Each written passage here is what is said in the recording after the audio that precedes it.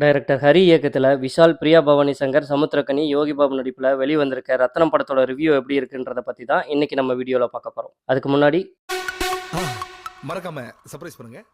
இந்த படத்தோட கதை என்னன்னு பார்த்தா, எம்எல்ஏவே இருக்க சமுத்திரக்கனியோட அடியால இருக்க விஷால் கெட்டதுக்கு எதிராக நல்லது மட்டுமே செஞ்சுட்டு வராரு. ஒரு நாள் அந்த ஊருக்கு இன்டர்வியூ வந்திருக்க பிரியா பவானி சங்கரை சில ரவுடிக கொல்ல முயற்சிக்கிறாங்க.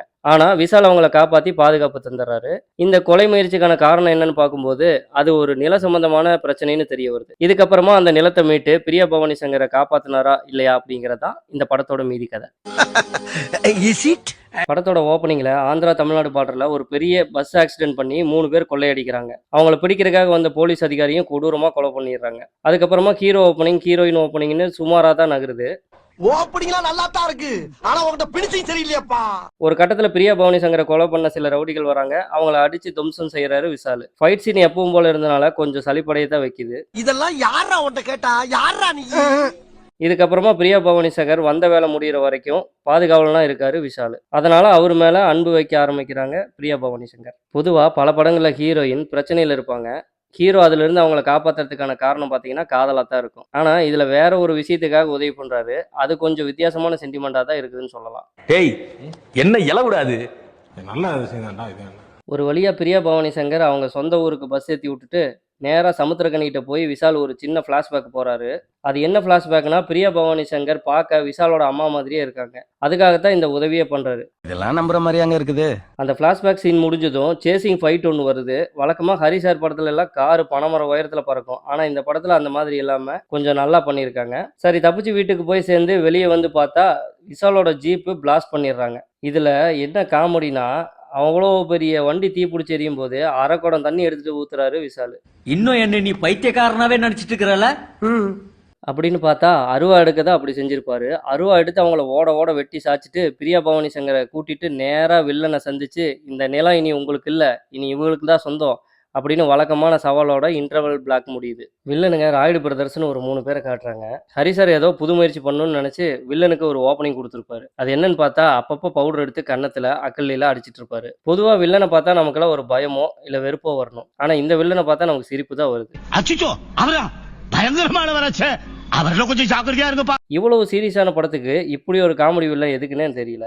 வில்லனை எந்த அளவுக்கு பலமா காமிக்கிறோமோ அந்த அளவுக்கு தான் ஹீரோவோட பலம் தெரியும். அதனால இதுல ரெண்டுமே குறைவா தான் இருக்கு. படத்தோட செகண்ட் ஹாஃப்லயாவது வேற ஏதாவது காட்டுவாங்கன்னு பார்த்தா, வில்லன் ஆள் அனுப்புறதும் அவங்கள அடிக்கிறதும்னு படம் ஃபுல்லா சண்டையாவே இருக்கு. விஷாலுக்கு சண்டை போட்டு டயர்ட் ஆகுதோ இல்லையோ, பாக்குற நமக்கு நல்லாவே டயர்ட் ஆயிரும். ஆரம்பத்துல இருந்தே பிரியா பவானி சங்கருக்கு எப்பெல்லாம் ஆபத்து வருதோ விஷால் எங்கிருந்து வருவாருன்னே தெரியாது, திடீர்னு வந்துருவாரு. இந்த விஷயத்துல நம்ம வாத்தியார் எம்ஜிஆரையே மிஞ்சிட்டாருன்னா பாத்துக்கோங்க. இதுக்கிடையில ஒரு பிராமண குடும்பத்தை சந்திக்கிறாரு. அங்க போனா அங்க ஒரு ஃபிளாஷ்பேக் போகுது. இது என்னடா கதைக்குள்ள கதையா போகுதுன்னு ஒரே டென்ஷன் ஆகுது.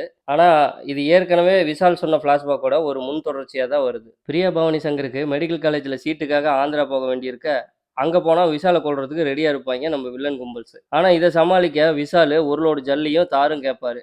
கடைசியில இது ரெண்டு எதுக்குன்னே தெரியாம போயிடும்.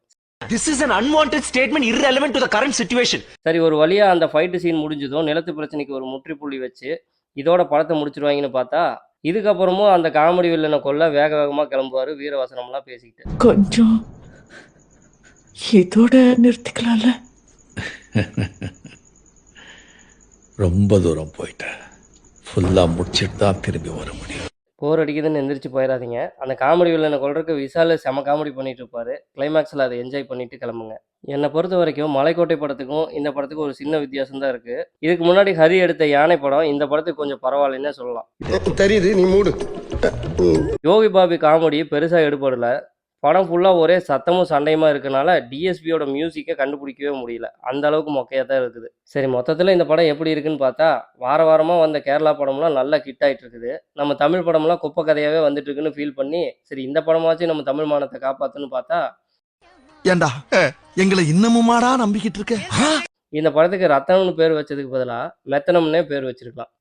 ஆகா, உனக்கு பாரு பாயிண்ட் மேல பாயிண்ட் கிடைக்குது. ஆமாண்டா.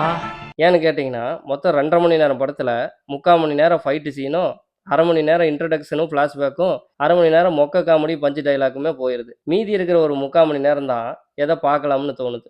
இந்த படத்தை பார்க்கலாமா வேண்டாம்னு கேட்டால், இந்த வாரம் பெருசாக வெட்டி முறிக்கிற வேலை இல்லை அப்படின்னா தாராளமாக போய் பார்க்கலாம். ஏன்னா படம் ஃபுல்லாக நிறையா வெட்டி முறிக்கிற சீனாக தான் எடுத்து வச்சுருக்காங்க.